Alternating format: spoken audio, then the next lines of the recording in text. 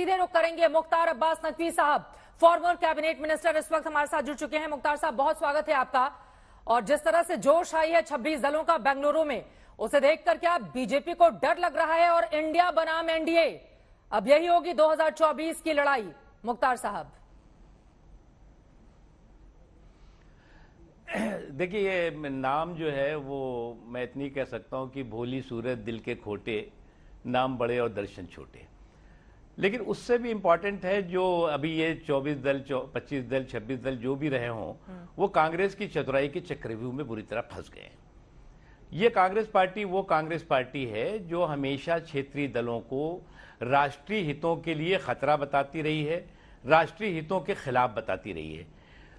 अब उन्हीं क्षेत्रीय दलों को अपनी चतुराई के चक्रव्यूह में फंसाया। मैं इसलिए कह रहा हूं कि ये वो कांग्रेस पार्टी है जिसकी सोच है और जिसका जो है वो सनक है कि India is Indira, Indira is India, जिसकी सोच और सनक है कांग्रेस इज कंट्री और कंट्री इज कांग्रेस। उसी अपनी सोच और सनक को उन्होंने दोहराया है। एक तरफ भारतीय जनता पार्टी और नरेंद्र मोदी जी के नेतृत्व वाला गठबंधन है जी, जिसने अपने साथियों को साथ लेकर के चला। चाहे 2014 का चुनाव रहा हो जिसमें पूर्ण बहुमत भारतीय जनता पार्टी को मिला, उसके बावजूद भी एनडीए के साथ लेकर के सरकार चलाई। और 2019 में भी इसी तरह का जो पूर्ण प्रचंड बहुमत था, 303 से ज्यादा, 304 से ज्यादा, उसके बाद भी सहयोगियों को साथ लेकर के सरकार चलाया।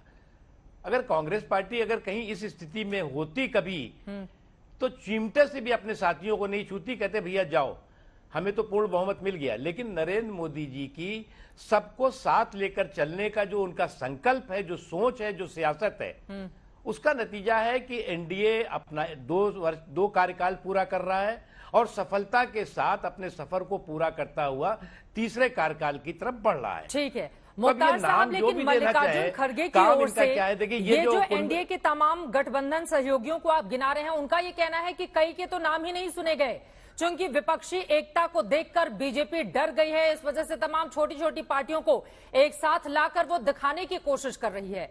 और ये तस्वीरें हम दिखा रहे हैं, आपको बताते चलें एनडीए की बैठक शुरू होने वाली है और एनडीए की बैठक के लिए प्रधानमंत्री नरेंद्र मोदी पहुंच चुके हैं। ये सीधी लाइव तस्वीरें इस वक्त टीवी स्क्रीन पर आप इस वक्त देख रहे हैं। 38 दलों के गठबंधन के साथ एनडीए की ये बड़ी बैठक राजधानी दिल्ली में हो रही है, जिसके जरिए 2024 की चुनावी रणनीति तय की जाएगी। प्रधानमंत्री नरेंद्र मोदी आज सुबह सुबह जिन्होंने कांग्रेस पार्टी पर ताबड़तोड़ हमले बोले, इसके साथ ही राज्य दर राज्य जो नेता विपक्षी एकता के गठबंधन में शामिल हो रहे हैं, उन तमाम पार्टियों पर भी निशाना साधा, भ्रष्टाचारी पार्टी करार दिया उन तमाम विपक्षी दलों को। और ये कहा कि दरअसल एक फ्रेम में जब आते हैं तो देश देखकर यही कहता है कि सारे भ्रष्टाचारी एक साथ हो गए हैं। इस तरह से आज पीएम ने हमला बोला है। जेपी नड्डा राष्ट्रीय अध्यक्ष भारतीय जनता पार्टी के स्वागत करते हुए, और आप देख रहे हैं जीतन राम मांझी सहयोगी हैं एनडीए के, बिहार के हम पार्टी के मुखिया, वो भी स्वागत कर रहे हैं इस वक्त प्रधानमंत्री का।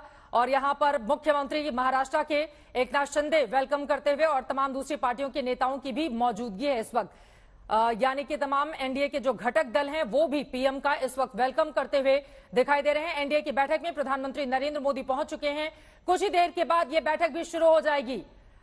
उत्तर से लेकर दक्षिण, पूरब से लेकर पश्चिम, जितने भी सहयोगी दल हैं, तमाम सहयोगियों के साथ 38 दलों के साथ ये बड़ी बैठक एनडीए की होने जा रही है। एक बार फिर से मुख्तार साहब आपका रुख करते हुए, ये बैठक तो आप लोगों की होने जा रही है 38 दलों के साथ, लेकिन इसी पर तंज कसा है मल्लिकार्जुन खड़गे ने कि कई ऐसी पार्टियां हैं जिनका नाम ही नहीं पता, डर के मारे छोटी छोटी पार्टियों को साथ में लेकर आ रही है बीजेपी। देखिए, मैंने इसीलिए आपसे चित्रा जी कहा था ना कि छोटी पार्टियों के लेकर के कांग्रेस पार्टी की जो छोटी सोच रही है, उसको फिर से एक बार खड़गे साहब ने प्रदर्शित किया है। क्योंकि पार्टियां छोटी हैं, बड़ी हैं, वो महत्वपूर्ण नहीं है, उनका संकल्प और वो किस समर्पण के साथ काम कर रही हैं, सियासत कर रही हैं, वो महत्वपूर्ण है।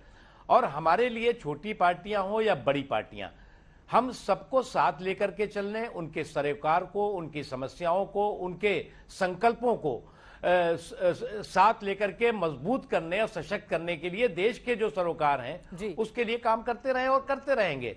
इसमें जो है वो उनको चिंता करने की जरूरत नहीं है कि एक एमपी है या एमएलए है या 2 एमपी है, एमएलए है। आप चिंता मत करिए।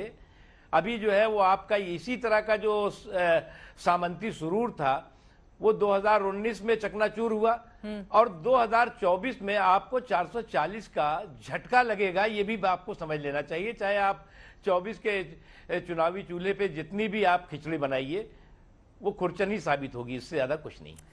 लेकिन राहुल गांधी की ओर से अब से थोड़ी देर पहले इसी प्रेस कॉन्फ्रेंस में कहा गया, लोगों की, विपक्षी दलों की आवाज को कुचलने का काम किया जा रहा है। इंडिया जीतेगा, बीजेपी हारेगी, ये कहा है ममता बनर्जी ने।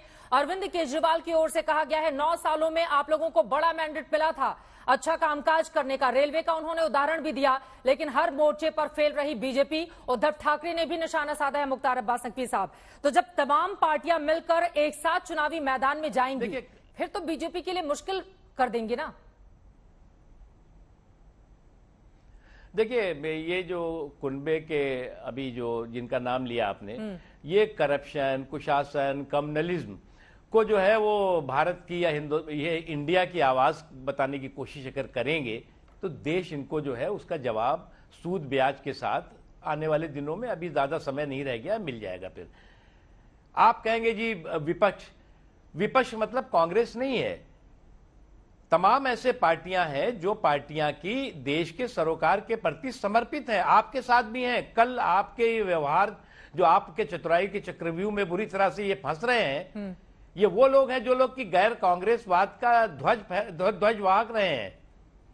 इसलिए जहां तक भारतीय जनता पार्टी का सवाल है, भारतीय जनता पार्टी हमने आपको जैसा कहा कि 14 का चुनाव रहा हो, 19 का चुनाव रहा हो, 24 का चुनाव हो, हम अपने सहयोगियों को साथ लेकर के चुनाव लड़ेंगे भी और सरकार बनेगी, सरकार में भी वो रहेंगे। ये आपको हम विश्वास दिलाते हैं। कांग्रेस पार्टी ये गारंटी नहीं दे सकती। कांग्रेस पार्टी तो ये गारंटी नहीं दे सकती, लेकिन जिन लोगों ने वेलकम किया है प्रधानमंत्री नरेंद्र मोदी का, जेपी नड्डा साहब को छोड़ दें, बाकी दलों की अगर हम बात करें तो क्या वास्तव में उनकी राजनीतिक स्थिति इतनी मजबूत लगती है कि बीजेपी के साथ आकर 26, क्योंकि ये अलग अलग राज्यों में फैले बड़े बड़े दल हैं जिनकी अपनी अपनी राज्यों में पहचान है, तो 3 बड़े मुद्दे मुख्तार साहब वो कौन से होंगे जिसके आधार पर आप ये दावा करेंगे कि 24 में भी बनेगी बीजेपी की सरकार, भले ही ये 26 दल एक साथ भी आ जाए? देखिए, नरेंद्र मोदी जी ने इस देश की सियासी संस्कृति में एक बहुत बड़ा सकारात्मक परिवर्तन लाके खड़ा किया है। आज जो है वो देश जो है वो परिक्रमा की पॉलिटिक्स नहीं, परिवारों की परिक्रमा की पॉलिटिक्स पर सीमित नहीं है, परिश्रम और पराक्रम और परिणाम की पॉलिटिक्स को देख रहा है। और आज नरेंद्र मोदी जी ने इस बात को साबित कर दिया है कि परिश्रम और परिणाम हमेशा जो है वो इस परिक्रमा की पॉलिटिक्स को परास्त करने वाला है। और आज बार बार जो ये परिवार की परिक्रमा पॉलिटिक्स होती रही है, इसमें आप देख लीजिए, ये इस कुनबे में आपको अगर एक चेहरे को देखेंगे, दूसरे के चेहरे को देखेंगे तो सब इस कुनबे के चंगू मंगू से ज्यादा कुछ नहीं दिखेंगे आपको। इसलिए जो नरेंद्र मोदी जी ने इस देश में सुशासन, क्योंकि पहला मौका ऐसा होगा कि देश में गैर कांग्रेस सरकार स्थायित्व के साथ, स्टेबिलिटी के साथ, कैपेबिलिटी के साथ, परफॉर्मेंस के साथ, सफलता के साथ अपने सफर को पूरा कर रही है, आगे बढ़ रही है। और 2024 में भी उस अपने सफर को सफलता के साथ बढ़ाते हुए प्रवेश करने वाली है। ये बात वो लोग भी जानते हैं। वो ये भी जानते हैं कि नरेंद्र मोदी जी को न वो अकेले हरा पाएंगे, न वो मिल करके अखाड़े में गिरा पाएंगे। इसलिए 24 के चुनावी चौपाल की चकल्लस करने में किसी को क्या एतराज है? थोड़ा दिल के बहलाने को एक ख्याल अच्छा है। ठीक है सर, अब किसका ख्याल अच्छा है इसके लिए तो हमें थोड़ा इंतजार करना होगा। फिलहाल के लिए आपका बहुत शुक्रिया मुख्तार अब्बास नकवी साहब, आज तक से जुड़ने के लिए और इस महत्वपूर्ण विषय पर चर्चा करने के लिए।